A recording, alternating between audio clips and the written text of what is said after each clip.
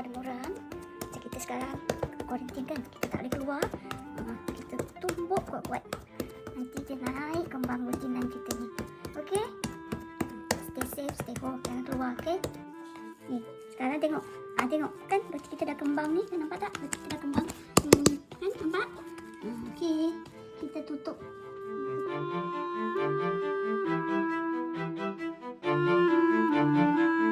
Okay, awak nampak tak? Kita punya apa ni? Roti naan. Bread dia dah kembang semangkuk. Nampak? Dia kembang.